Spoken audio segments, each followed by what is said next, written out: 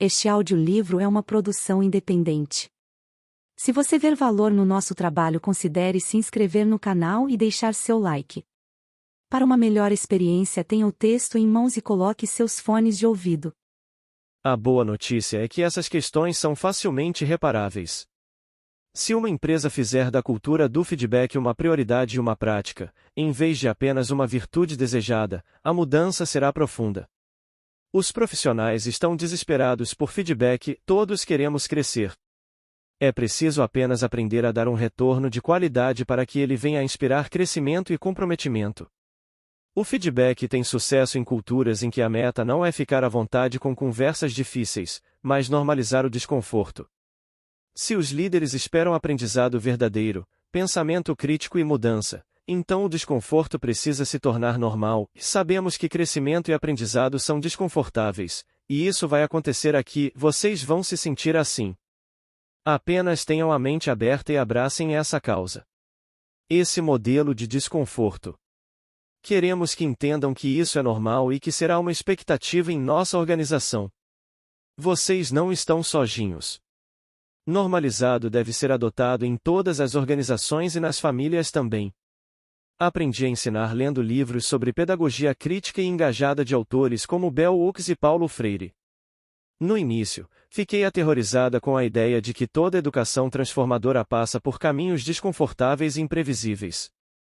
Agora, com mais de 15 anos de magistério na Universidade de Houston, sempre digo aos meus alunos: se vocês estiverem confortáveis durante as minhas aulas, eu não estou ensinando e vocês não estão aprendendo.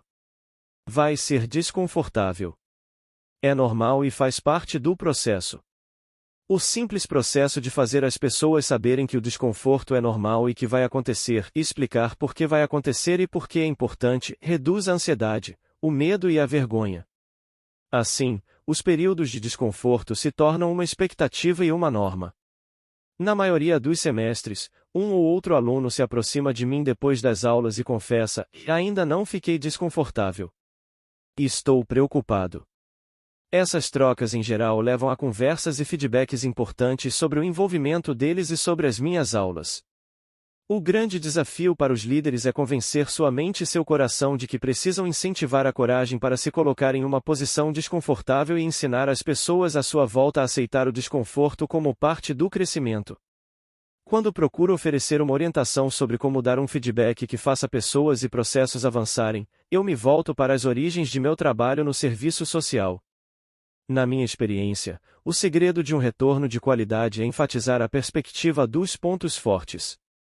De acordo com o educador em serviço social Denis Saleeby, enxergar o desempenho focando nos pontos fortes de uma pessoa nos dá a oportunidade de examinar nossas tarefas à luz de nossas capacidades, talentos, competências, possibilidades, visões, valores e esperanças. Esse ponto de vista não despreza a séria natureza de nossas dificuldades e pontos fracos, no entanto, ele nos leva a considerar nossas qualidades positivas como recursos potenciais. O Dr. Saleeby propõe que é tão errado negar o que é possível quanto negar o problema. Um método eficiente para entender nossos pontos fortes é examinar a relação entre forças e limitações. Se observarmos o que fazemos melhor e o que mais queremos mudar, veremos que os dois são, frequentemente, graus variados do mesmo comportamento central. Quase sempre podemos cometer erros e ao mesmo tempo encontrar forças escondidas. Por exemplo, eu posso me punir por ser muito controladora e meticulosa, ou posso reconhecer que sou também muito responsável, confiável e comprometida com um trabalho de qualidade. As atitudes controladoras talvez não desapareçam, mas, ao abordá-las pela perspectiva dos pontos fortes, posso ter uma visão melhor de mim mesma e avaliar os comportamentos que gostaria de ter. Quero enfatizar que a perspectiva dos pontos fortes não é uma ferramenta que apenas lança uma ênfase positiva sobre um problema e o considera resolvido. Mas, por nos capacitar, em primeiro lugar, a conhecer nossas forças, ela indica meios de as usarmos para enfrentar os desafios. Uma maneira de ensinar essa abordagem para meus alunos é levá-los a dar e receber feedback nas apresentações em sala de aula. Os alunos na plateia têm que identificar 3 pontos fortes e uma oportunidade de crescimento na apresentação do colega. É essencial que usem sua avaliação de pontos fortes para sugerir que a pessoa apresenta o trabalho pode desenvolver uma oportunidade de crescimento específica. Por exemplo, pontos fortes. 1. Você conquistou meu interesse imediatamente com a sua história pessoal emocionante. 2. Você usou exemplos que são relevantes para a minha vida. 3. Você concluiu com estratégias práticas que se relacionam com nosso aprendizado em sala de aula. Oportunidade. Suas histórias e seus exemplos fizeram com que eu me conectasse com você e com o que você disse, mas tive dificuldade para ler o PowerPoint e escutá-lo ao mesmo tempo. Eu não queria perder nada do que você estava falando, mas me preocupei também em não perder os slides. Você devia usar menos palavras nos slides, ou talvez apresentar o trabalho sem usá-los. Você me ganhou sem eles. Minha pesquisa deixou claro que a vulnerabilidade está no âmago do processo de feedback. Isso vale para quem dá, recebe ou solicita feedback. E a vulnerabilidade nunca vai embora, mesmo que estejamos capacitados e calejados em oferecer e receber retorno. No entanto, a experiência nos dá a vantagem de saber que podemos sobreviver à exposição e à incerteza, e que o risco vale a pena. Um dos maiores equívocos que vejo as pessoas cometerem no processo de feedback é se armarem. Para se protegerem da vulnerabilidade de dar ou receber retorno, elas se preparam para a briga. É fácil presumir que o processo de feedback só parece vulnerável para a pessoa que recebe o retorno, mas não é verdade. Um compromisso honesto em torno de expectativas e atitudes é sempre repleto de incerteza, risco e exposição emocional para todos os envolvidos. Eis um exemplo: Susana, que é diretora de uma grande escola, precisa falar com uma das professoras sobre várias reclamações de pais de alunos.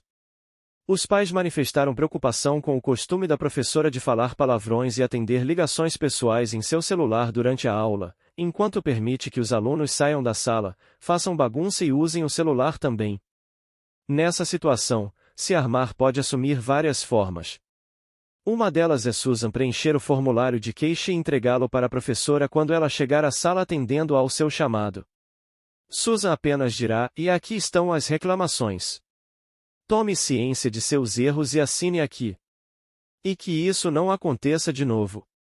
A diretora terá finalizado a reunião de advertência em 1 minuto. Sem explicações, sem feedback, sem crescimento, sem aprendizado, mas com o assunto rapidamente encerrado. Nesse caso, as chances de a professora mudar o seu comportamento são pequenas. Outra maneira de se armar é se convencendo de que a outra pessoa merece ser magoada ou humilhada. Assim como a maioria de nós, Susan se sente mais confortável com a raiva do que com a vulnerabilidade, logo, ela aumenta a sua autoconfiança com uma pitada de superioridade. Estou cansada disso. Se esses professores me respeitassem, nunca fariam coisas como essas. Cheguei ao meu limite. Ela tem sido um problema desde o primeiro dia. Se ela fizer isso de novo, estará na rua. A oportunidade para o feedback construtivo e para o crescimento da relação foi pelo ralo. Mais uma vez, o assunto foi encerrado com rapidez, mas sem feedback, sem crescimento, sem aprendizado e, obviamente, sem mudança alguma. Admito que tenho pavio curto e que minhas emoções costumam estar à flor da pele. Sou muito boa em demonstrar raiva, porém não tão boa em demonstrar vulnerabilidade, portanto, é fácil me armar antes de uma experiência vulnerável. Por sorte, este trabalho me ensinou que, quando me encho de superioridade, é sinal de que estou com medo. É um modo de me inflar e me proteger quando tenho medo de estar errada, de deixar alguém irritado ou de levar a culpa. Ocupar o mesmo lado da mesa. Em minha formação em serviço social, foi dada muita ênfase ao modo como conversamos com as pessoas, incluindo até mesmo onde e como devemos nos sentar. Por exemplo, não devo nunca falar com um cliente do outro lado da mesa, dou a volta e me sento em uma cadeira bem na frente da pessoa para que não haja nada entre nós. Eu me lembro da primeira vez que fui procurar uma professora de serviço social a respeito de uma nota. Ela se levantou de onde estava, sentada atrás da mesa, e pediu que eu me dirigisse a uma pequena mesa redonda que havia em sua sala. Ela então puxou uma cadeira e se acomodou bem ao meu lado.